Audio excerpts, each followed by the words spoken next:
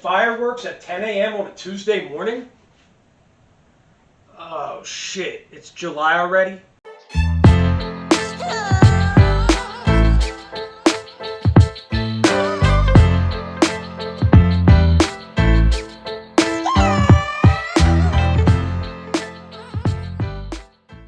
Quagmire, check it out. I took 10 M80s and stuck them all together. I call it Peter Griffin's Bunker Bustin' Mega Ultra Super. Oh, holy crap! Oh my god, you blew off all your fingers! Don't end up like Logan Nine Fingers. Use your fireworks responsibly. Hey, welcome to the Black and Blue Collar Reader. If you're new here, my name is Dan. Today I'm going to be going over my June reads and my July TV maybes. So why don't we just jump right into it. I had an amazing June. I read about 4 books as well as 3 manga. I also went on a family trip where we chased waterfalls from Philadelphia to Niagara. I'll throw some photos up on the screen just to show you guys what a good time we had. And why don't I just get into the books that I read this month. So the first book I read this month was Empire of Silence by Christopher Rocchio.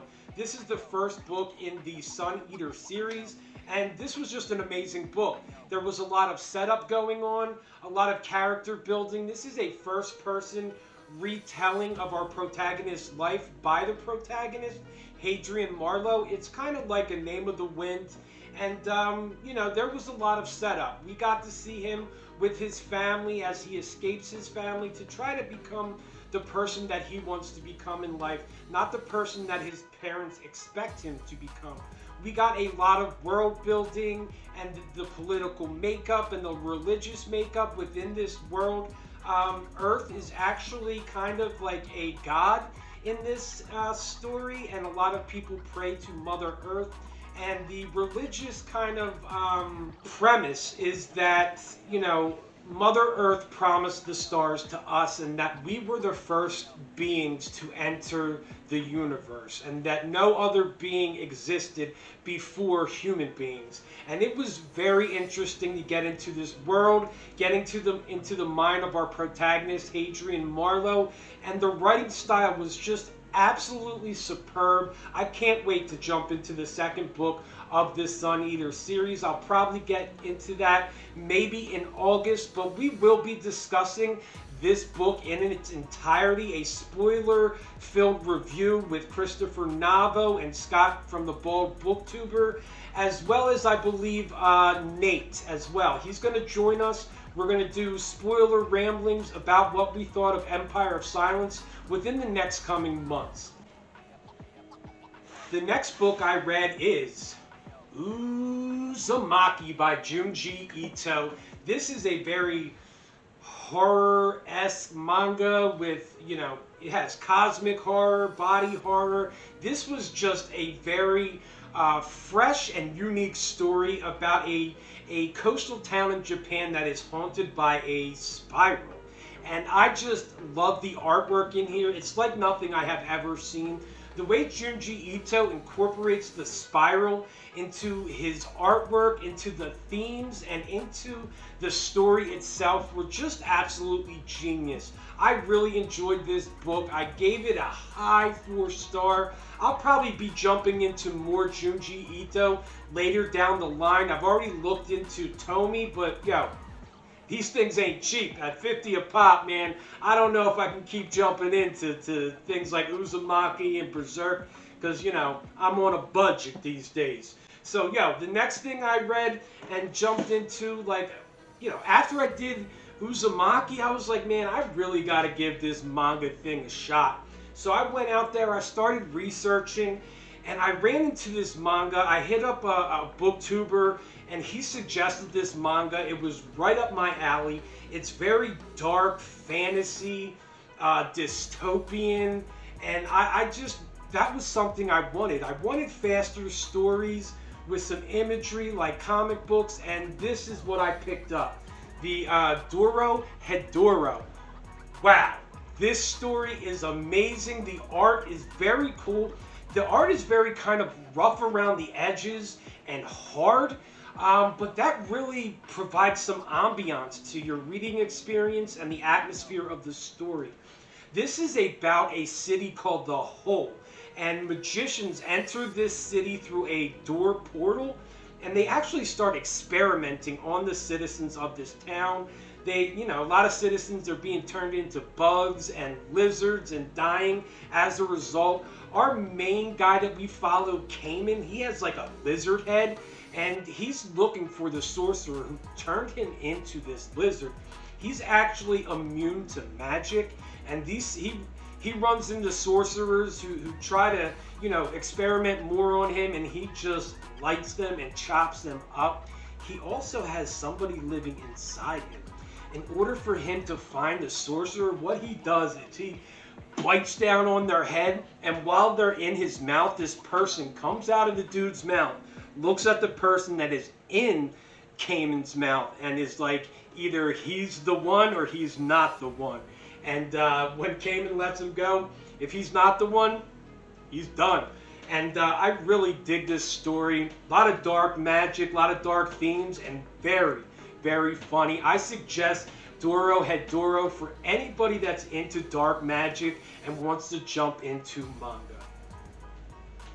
The next books that I ran into this month, and I finished this month, was Jade Legacy by Fonda Lee. Yes, I finished the Greenbone Saga, and I have to say that the story was exceptional as a whole. I gave Jade City about 4 stars, War 5 stars. I gave Jade Legacy 4 stars. Now, I really loved Fonda Lee's world building. I loved her character development. I just had some negatives about the story as a whole. It went into some directions that I really wasn't comfortable with. With an amazing magic system like Jade, I just wanted some more action sequences with this magic. I also wanted the story to kind of go in a different direction, and I felt the ending was kind of anticlimactic. I spoke with another booktuber, and when he said it felt kind of rushed, I kind of agreed with that. The time jumps and things like that just made this story feel a little rushed. I thought Fonda Lee would have done better making this like a 4 or 5 book series. But let me just tell you, the story, the whole series as a whole was exceptional. I just didn't like the ending, and it definitely felt a little rushed in my opinion. I wanted to see certain things go down that just didn't happen. Now listen, when you read a fantasy book, you really want that epic fantasy ending. However, this did not provide that for me. It was very anticlimactic, but the ending, it worked thematically. It was just, this is a story that is pulled from our real life. This is a fantasy story that is pulled from real life kind of situations. It is not a made up entire fantasy world with dragons and monsters and things of that nature. Stories like that, yes, things can get completely epic and crazy and just off the wall. That's kind of what I wanted from Jade Legacy, if that makes any sense. But the ending was, I guess, worked for the way the story was told and the style of this story, if that makes any sense. But listen, like I said, I love the whole Greenbone Saga.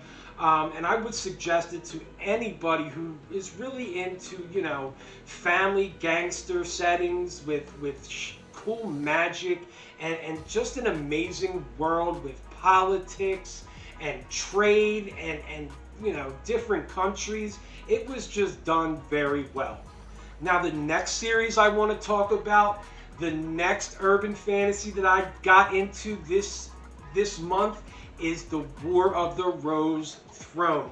Priest of Bones and Priest of Lies. Wow, this was an exceptional story. I am enjoying this story a little bit more than I've been enjoying the Greenbone Saga. This story is been sold as Peaky Blinder with magic, and I see that. Unfortunately, that description of this story kind of had me not wanting to pick it up. I didn't want another story that was derivative of a show that I've already seen. And upon further research, I found out that there are a lot of aspects found within the Priest of Bones and the Priest of Lies that mirror exactly to Peaky Blinders. And for that reason, I did not pick up this story. And I made a mistake, because Priest of Bones, Priest of Lies was exceptional. It stepped out of the shadow of that description of it being Peaky Blinders with magic. The boy in this, Billy the Boy, was just so creepy. I loved everything he said. I loved his use of magic. The protagonist in this is a first-person story, and we follow Thomas Piety. And yes, he comes back from war, and he tries to regain all the, questionable businesses that he had before he went to war.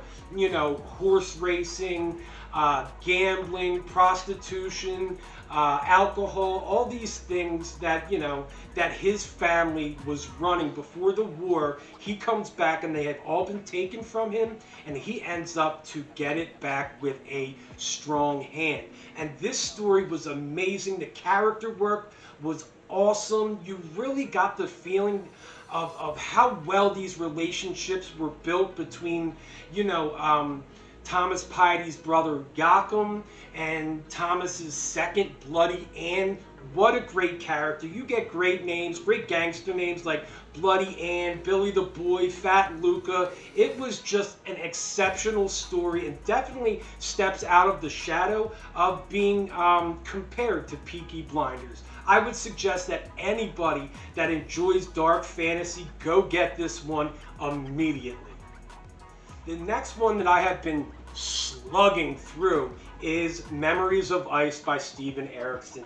This seems to be the book that has just taken up the most of my time. I began this book in March. I put it down for a readathon. I picked it back up. I reread the 100 pages that I read from when I read it in March, and it's just taking me a while to get through this.